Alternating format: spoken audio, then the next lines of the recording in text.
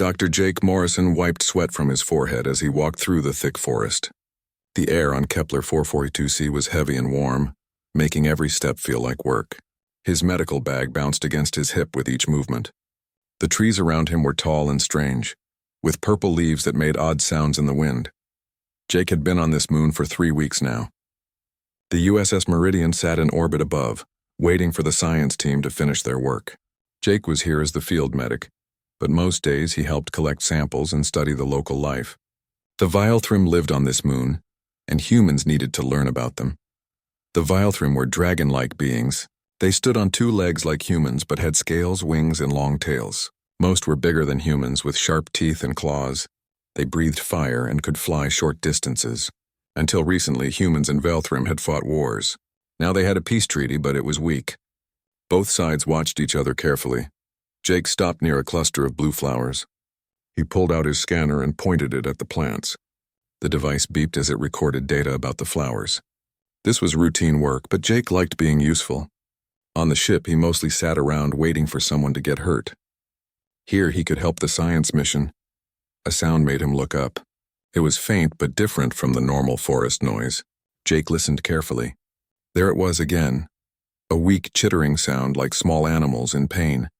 The sound came from somewhere ahead, past a line of rocks. Jake put away his scanner and followed the noise. The chittering got louder as he walked. Soon he reached the edge of a deep crack in the ground. The ravine was about 20 feet wide and maybe 50 feet deep. Dark rocks lined the sides and thick plants grew at the bottom. The sounds were coming from down there. Jake looked around for a way down. He found a narrow path that wound along the ravine wall. The path was steep and dangerous, but Jake had good boots and steady hands. He started down carefully, testing each step. Halfway down, the chittering sounds got much louder. Jake could tell they were coming from small creatures and they sounded sick or hurt. His medical training kicked in. Something down there needed help. The bottom of the ravine was shadowy and cool. Strange plants with thick stems grew everywhere. Jake pushed through them, following the sounds. Behind a large rock, he found what was making the noise. 3 small creatures lay on the rocky ground. They were clearly Vilethrim babies, but they looked nothing like the strong adults Jake had seen. These hatchlings were tiny, barely the size of house cats. Their scales were dull gray instead of the bright colors adult Vilethrim had. Their wings were bent and weak-looking. All 3 babies were hurt. They had cuts and infected wounds on their bodies. Their breathing was fast and shallow. One was barely moving at all. They made weak chittering sounds when they saw Jake, but they were too sick to be afraid. Jake knelt down and opened his medical bag. He had never treated Vilethrim before, but hurt was hurt. These babies were dying, and they were dying slowly. He remembered reading about Vilethrim culture in the mission briefings. The dragon people had strict rules about their young. Babies that were born weak or different were taken away from the nest. The Vilethrim believed this made their race stronger. They left the weak ones to die alone. These 3 had been abandoned because they looked different. Their scales were soft instead of hard. Their wings had strange shapes. To the Vilethrim, this meant they were worthless. But Jake saw something else. Despite being sick and hurt, the babies showed signs of intelligence. When he moved, their eyes followed him. When he spoke, they listened. They were trying to communicate with their weak, chittering sounds. Jake made a decision that would change everything. He carefully picked up the first baby. It was lighter than he expected, and its soft scales felt warm against his hands. The little creature looked up at him with large, dark eyes. It stopped chittering and seemed to relax. The other 2 babies watched as Jake examined their sibling. He could see infected cuts, malnutrition, and fever, but he could also see that with proper care this baby might live. All 3 might live. Jake knew this was dangerous. Humans and Vilethrim had rules about not interfering with each other's affairs. Taking these babies would be seen as theft or worse. It could break the peace treaty. It could start another war, but Jake was a doctor. He had sworn an oath to help the sick and hurt. No matter who they were, these babies were dying and he could save them. How could he walk away? Jake took out an emergency medical kit designed for small animals. He gave each baby a shot to fight infection and pain. Then he carefully wrapped them in thermal blankets from his pack. The babies stopped chittering and fell into what looked like peaceful sleep. Carrying all 3 was difficult, but Jake managed to get them up the ravine path. By the time he reached the top, his arms ached and his back was sore. But the babies were still breathing, and that was what mattered. The walk back to the research station took twice as long as usual. Jake had to stop often to rest and check on his patients. Each time he looked at them, he worried they might have died. But each time they were still alive. The research station was a group of temporary buildings surrounded by a fence. Jake could see lights in the windows as he approached. His colleagues would be working late, analyzing the day's samples and data. Jake went to the medical building and unlocked his private office. He set up a makeshift nest using heating pads and soft materials. Then he placed the 3 babies inside and watched them sleep. For the first time since finding them, Jake allowed himself to think about what he had done. He had just taken 3 Velthrim babies without permission. If anyone found out, he would be in serious trouble. But looking at the peaceful faces of the sleeping hatchlings, Jake knew he had made the right choice. These little ones deserved a chance to live. And Jake was going to make sure they got it no matter what it cost him. Jake had been hiding the baby Velthrim for 5 days when Dr. Lisa Kane walked into his medical office without knocking. She stopped in the doorway and stared at the makeshift nest in the corner. 3 small dragon babies lay under heat lamps, their gray scales now showing hints of color. One of them, the largest, lifted its head and made a soft purring sound when it saw Jake enter behind Lisa. "Jake," Lisa said quietly. "What have you done?" Jake closed the door and locked it. Lisa was the station's head biologist and his closest friend on the team. If anyone would understand, it would be her. "I found them dying in a ravine," Jake said. "They were abandoned, left to die because they were born different." Lisa walked closer to the nest. The 3 babies watched her with bright, curious eyes. The smallest one, which Jake had started calling Echo, made a sound that almost seemed like it was trying to copy human speech. "Do you know what this means?" Lisa asked. "If the Velthrim find out you took their young, even abandoned ones, they could call it an act of war. The peace treaty is barely holding together as it is." Jake knelt beside the nest. The baby he called Nova crawled over to him and nuzzled against his hand.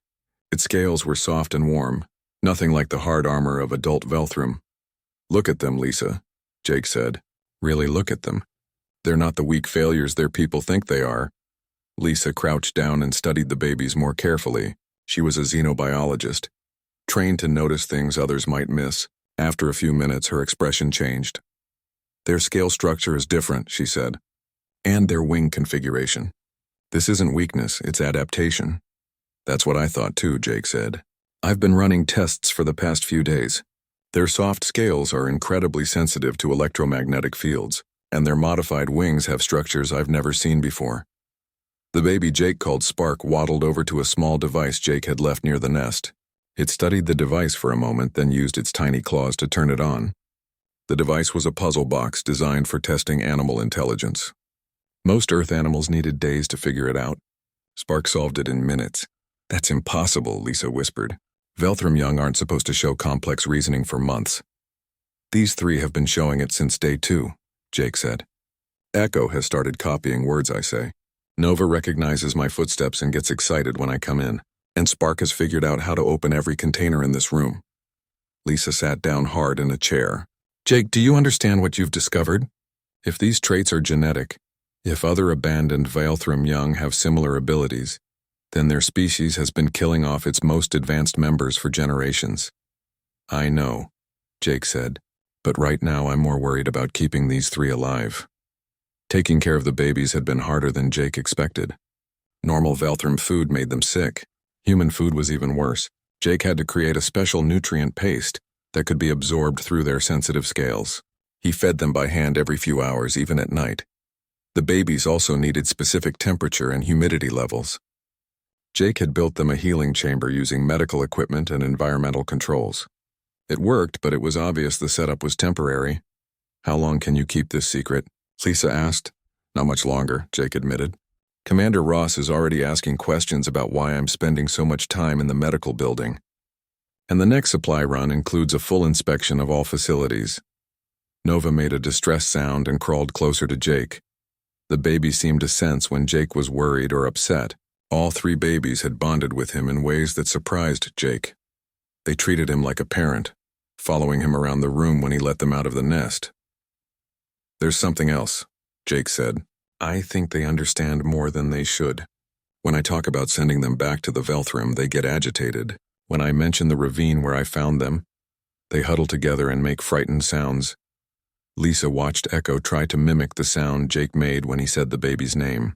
They're learning our language? Echo is. The other two understand some words too.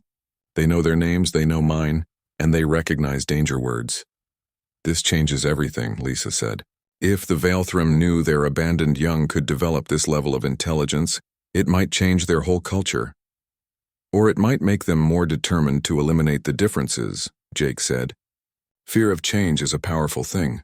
A loud alarm suddenly filled the air. Both humans froze. The alarm meant incoming aircraft, either a supply ship from the Meridian or a Velthrim patrol. Jake quickly covered the babies with thermal blankets that would hide them from most scanners. The three little ones seemed to understand the danger and stayed perfectly quiet under the covers. Lisa checked the security monitors. It's a Velthrim patrol, she said. 3 flyers heading straight for the station. How long do we have? Jake asked. Maybe 10 minutes. Jake gathered up the babies and their supplies. I need to move them somewhere safer. Where? This is a small station, Jake. There aren't many hiding places. Jake thought quickly.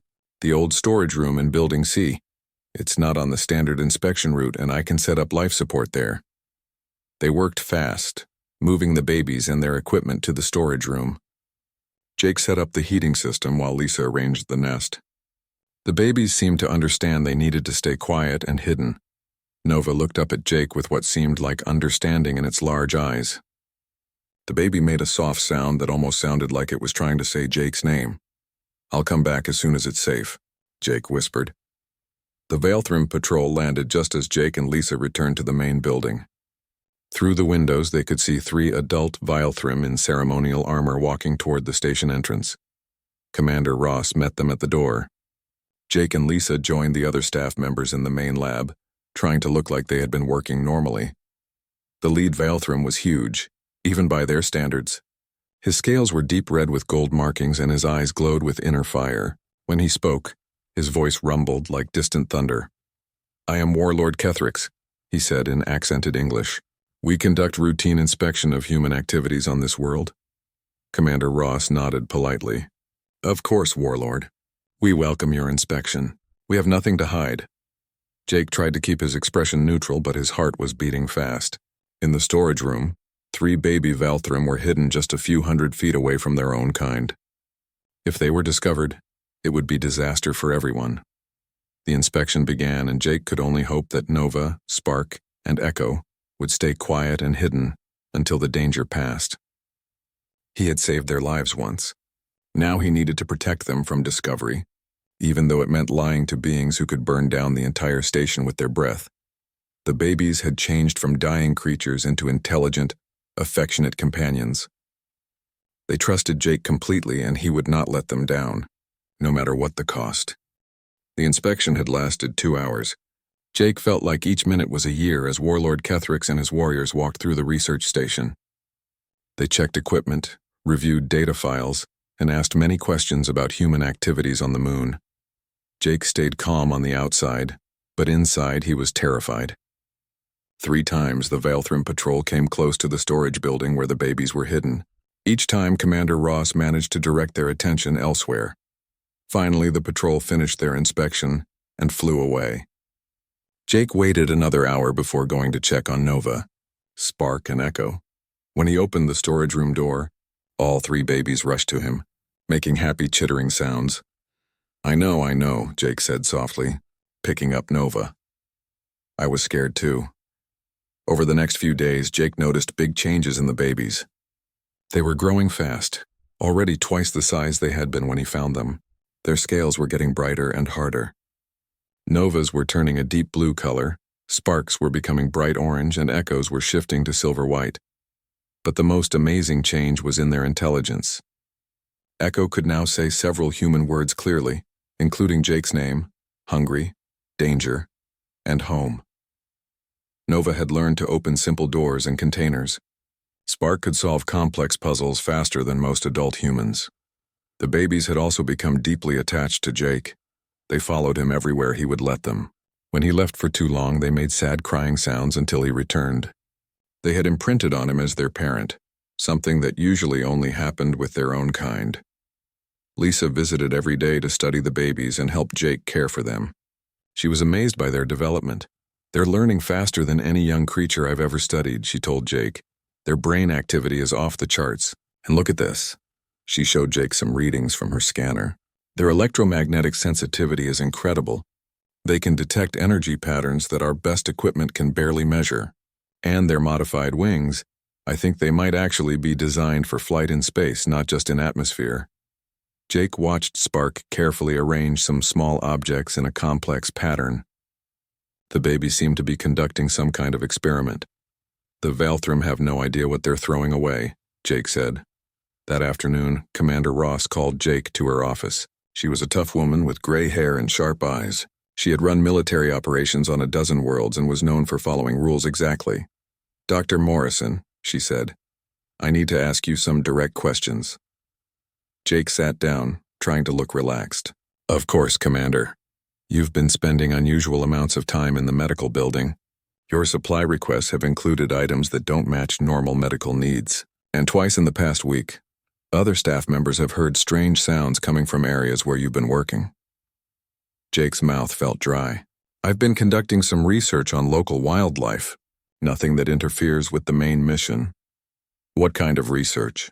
"Studying how Earth medical techniques might work on alien physiology. It's important to know these things in case we ever need to treat injured Valthrim." Commander Ross stared at him for a long moment. "Jake, I've known you for 3 years. You're a good doctor and a good man, but you're also a terrible liar. What are you really doing?" Jake realized he had to make a choice. He could keep lying and hope for the best, or he could trust Commander Ross with the truth. He thought about Nova, Spark, and Echo. They were depending on him. They needed protection, not more secrets. "I found something," Jake said finally. "Something that could change everything between humans and Valthrim." He told Commander Ross the whole story. How he found the dying babies, how he treated them, how they had grown and learned. He explained about their special abilities and their intelligence. Commander Ross listened without interrupting. When Jake finished, she was quiet for a long time. "Show me," she said. Jake led her to the storage room where the babies were hidden. When he opened the door, Nova immediately ran to him and climbed up his arm to sit on his shoulder. Echo and Spark followed, chattering excitedly. "Jake home," Echo said clearly. "Jake safe." Commander Ross stared at the 3 babies in shock. "They can talk?" "Echo can say about 20 words now," Jake said. "The other 2 understand much more than they can say." Nova noticed the stranger and moved protectively closer to Jake's neck. Spark and Echo positioned themselves between Commander Ross and Jake, ready to defend their adopted father. "They're protecting you," Commander Ross said in wonder. "We've bonded," Jake explained. "They think I'm their parent. They trust me completely." Commander Ross knelt down slowly. "Hello," she said to the babies. Echo tilted its head and looked at Jake. Jake nodded encouragingly. "Hello," Echo said back to Commander Ross. "This is impossible," Commander Ross whispered. "Valthrim young aren't supposed to develop language for months, and they're showing complex social behavior." "That's not all," Jake said. He pulled out a portable scanner and handed it to Spark. The baby immediately figured out how to turn it on and started scanning different objects in the room, studying the readouts with obvious interest. Their electromagnetic sensitivity lets them understand energy patterns in ways we can't imagine, Jake explained. Nova can predict weather changes hours before our instruments detect them. Spark has started creating its own tools from spare parts, and Echo is learning to read human text.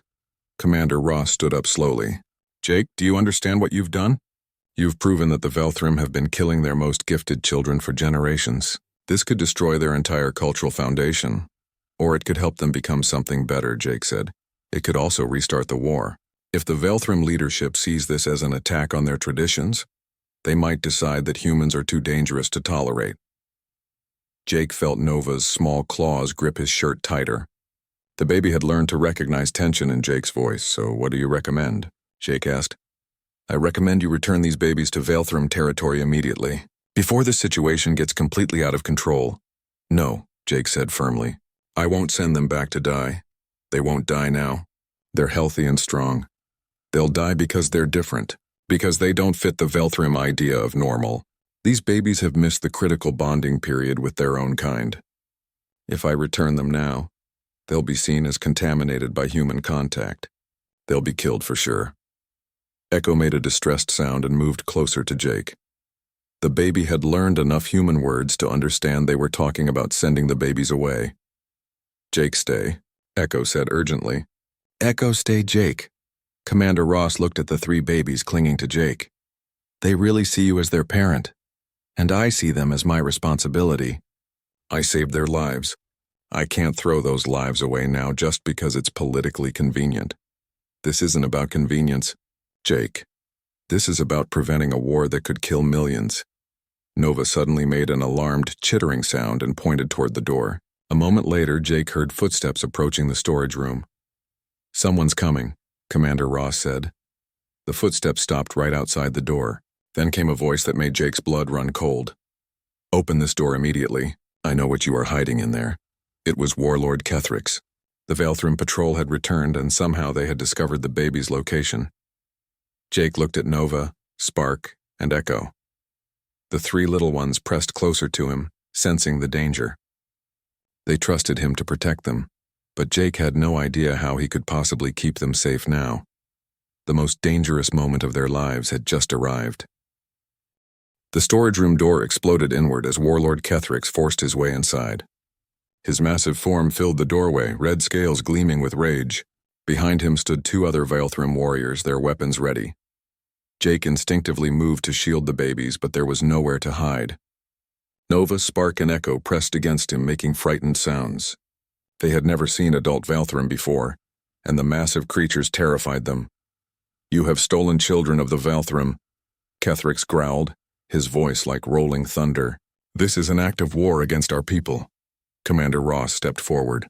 Warlord Kethrix, I can explain. There is nothing to explain. Kethrix roared. Fire flickered between his teeth. These defective young were rightfully cast out according to our ancient laws. The human has interfered with sacred traditions. Jake found his voice. They were dying when I found them. I'm a doctor. I couldn't just let them die. Death was their proper fate, Kethrix said coldly. They are weak, flawed. Their existence brings shame to all Velthrim. Behind Jake, Echo made a small sound. The baby was trying to speak, struggling with words it had learned. Not weak, Echo said in its small voice. Strong. Echo strong. Kethrix's eyes widened in shock. It speaks? Impossible. Young Velthrim do not develop speech for many cycles. Nova and Spark moved protectively closer to Echo, forming a small wall between their sibling and the angry adults. Despite their fear, they were trying to protect each other. They're not weak, Jake said firmly. They're different.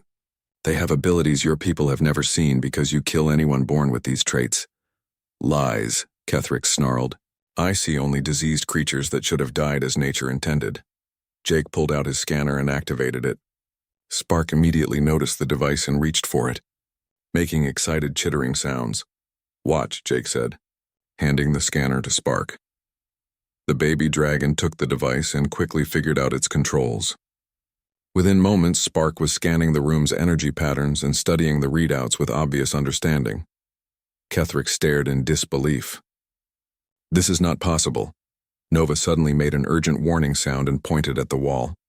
A moment later, Jake heard the distant rumble of thunder. The baby's electromagnetic sensitivity had detected a storm approaching long before anyone else could sense it. Nova can predict weather changes hours in advance, Jake explained. Spark can understand complex technology instantly. Echo is learning to read human languages. These aren't defects. They're evolutionary advantages. You have corrupted them with human influence, Kethrix accused. You have made them unnatural. I saved them, Jake shot back. And I gave them a chance to show what they could become. Dr. Lisa Kane appeared in the doorway behind the Velthrim warriors. She was carrying a datapad filled with research information. Warlord Kethrix, she said. I've been studying these young ones for days. Their genetic variations aren't flaws, they're adaptations. Their soft scales are incredibly sensitive to electromagnetic fields. Their modified wings have structures that suggest they could function in zero gravity. They might be naturally evolved for space travel. Impossible, Kethrix said, but his voice had less certainty now.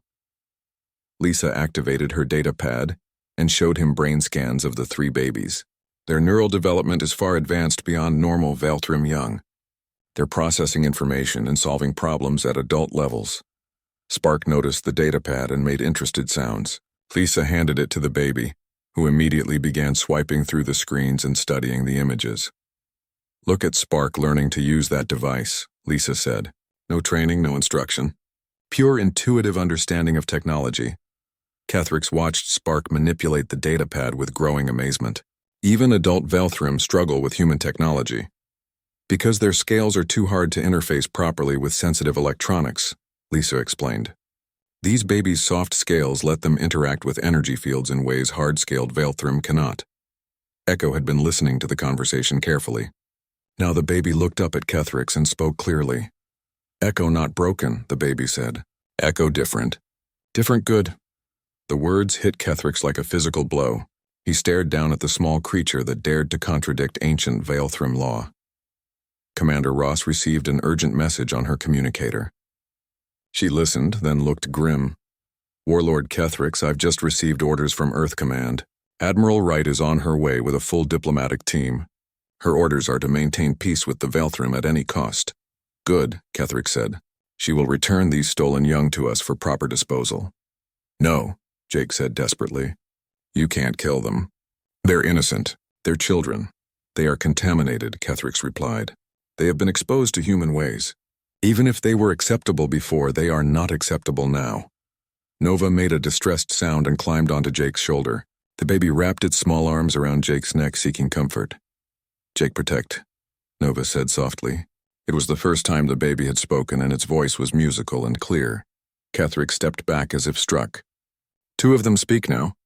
"They're learning faster every day," Jake said. "They're remarkable creatures with incredible potential." "How can you want to destroy that?" "Because it threatens everything we believe," Kethrix said, but his voice was troubled. "If these defective young can become strong, if they can develop abilities we do not possess, then our ancient ways may be wrong." "Maybe your ancient ways are wrong," Jake said boldly. "Maybe you've been throwing away your most gifted children for generations." Kethrix's eyes blazed with anger, but before he could respond, Spark made an excited sound.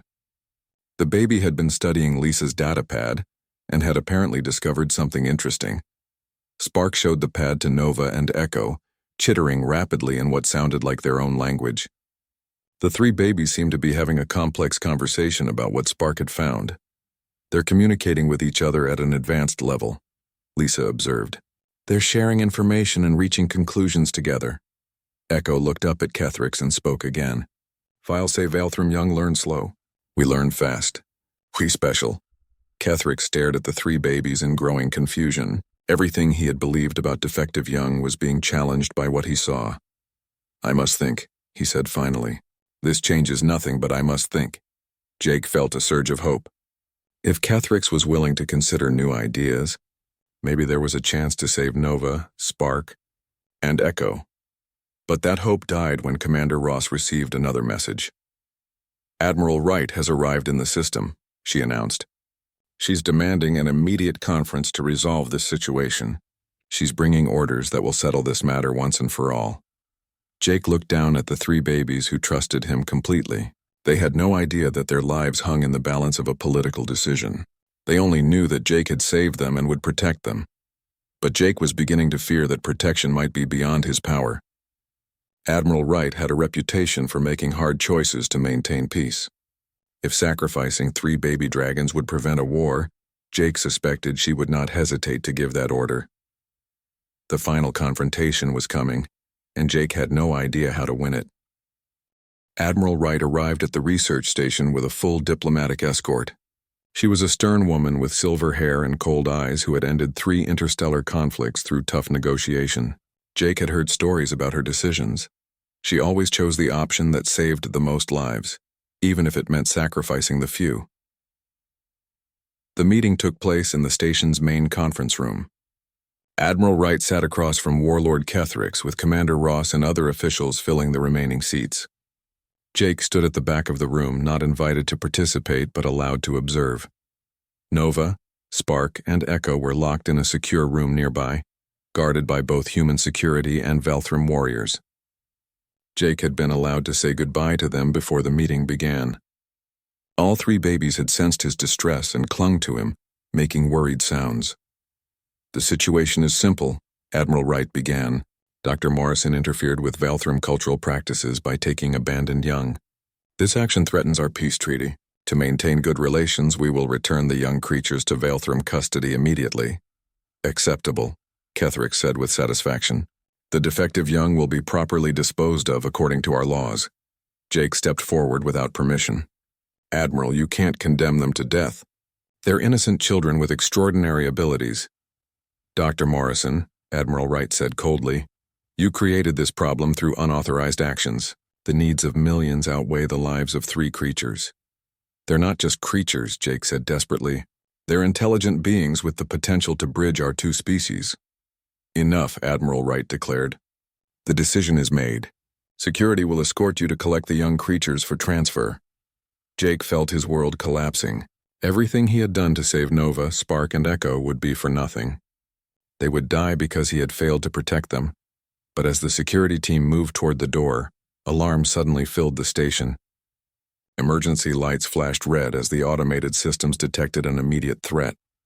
"Massive energy surge approaching from the south," a technician reported. "It's moving fast and heading straight for us." Through the conference room windows, everyone could see dark storm clouds racing across the sky. Lightning flickered constantly within the clouds, and the air itself seemed to vibrate with power. "Storm warning came too late," Commander Ross said, checking her instruments. "This is going to hit us in minutes. We need to activate emergency protocols." But before anyone could move, Nova's voice came clearly through the building's communication system. The baby had somehow activated the intercom from the secure room. "Storm big," Nova announced to everyone in the station. "Storm dangerous. Humans not safe." Admiral Wright stared at the speaker in shock. "Did that creature just warn us about the storm?" The storm hit with incredible force. Wind howled around the buildings and lightning struck repeatedly. The station's power systems flickered as electromagnetic pulses from the lightning interfered with electronics. Then the unthinkable happened. A massive lightning bolt struck the main building directly, overloading the power grid. Emergency systems failed throughout the station. Life support shut down. Communications went dead. In the darkness and chaos, Jake heard the sound of metal tearing. The babies had broken out of their secure room. Emergency lighting flickered on just as Nova, Spark, and Echo burst into the conference room. But they weren't running away. They were running toward the humans who needed help. Nova immediately went to Admiral Wright, who had been knocked unconscious when the power failed. The baby began making urgent chittering sounds and gently touching the Admiral's face with its soft claws. Spark ran to a control panel that had been damaged by the electrical surge. Using its sensitive scales, the baby began rewiring the connections, somehow knowing exactly which circuits needed repair. Echo went to Warlord Ketherick, who was struggling to breathe in the thin air as life support failed. The baby began speaking in rapid Velthrim language, explaining something important. "What is it saying?" Commander Ross asked Ketherick. "It says the storm will get worse," Ketherick translated, amazement in his voice. "It says we must move to the lower level where the Earth will protect us from the electromagnetic pulses." Jake watched in awe as the three babies worked to save everyone in the room. Nova's electromagnetic sensitivity had detected the Admiral's concussion before anyone else noticed symptoms. Spark's technical intuition was repairing critical systems that human engineers would need hours to fix. Echo's language skills were providing crucial communication between the species. "They're saving us," Dr. Kane whispered. Admiral Wright regained consciousness and found herself looking into Nova's large, concerned eyes. The baby made a soft sound and carefully helped the Admiral sit up. "Easy," Nova said gently. "Head hurt." "Nova, help." The Admiral stared at the small creature in wonder. "You're trying to help me." "Admiral hurt," Nova explained. "Nova fix. Humans good. Humans save Nova." Spark finished repairing the control panel and life support began working again. The baby made happy chittering sounds and ran to Jake, climbing up to its favorite spot on his shoulder. "Spark fix air," the baby announced proudly. Everyone breathed good now. Echo continued talking with Ketherick in the Velthrim language, providing detailed information about the storm patterns and when it would be safe to move. Warlord Ketherick listened carefully, then turned to the humans. The young one says this storm is part of a larger weather system. It will continue for many hours. But it also says there is a safe path to the underground shelters if we move quickly. How could it possibly know that? Admiral Wright asked. Their electromagnetic sensitivity, Dr. Kane explained. They can sense energy patterns we can't detect. They know exactly how the storm is moving and where it's going. Following Echo's guidance, everyone made it safely to the underground emergency shelters. As they waited for the storm to pass, Admiral Wright found herself sitting next to Jake and the three babies. Nova had appointed itself the Admiral's personal caretaker, bringing her water and checking on her head injury. Spark was fascinated by the Admiral's tablet computer and was teaching itself to read military reports. Echo was having a conversation with Kethrix about Velthrim history and traditions. Dr. Morrison, Admiral Wright said quietly, these creatures saved our lives. They saved the lives of people who were about to kill them, Jake replied. That tells you everything you need to know about their character. Admiral Wright watched Nova carefully adjust a medical scanner to monitor her concussion. This is not the behavior of defective creatures. Warlord Kethrix overheard and approached them. I have been speaking with Echo about our history. It knows stories about ancient Velthrim that even I had forgotten. But more than that, it asks questions about why we abandon our young. Questions I cannot answer well.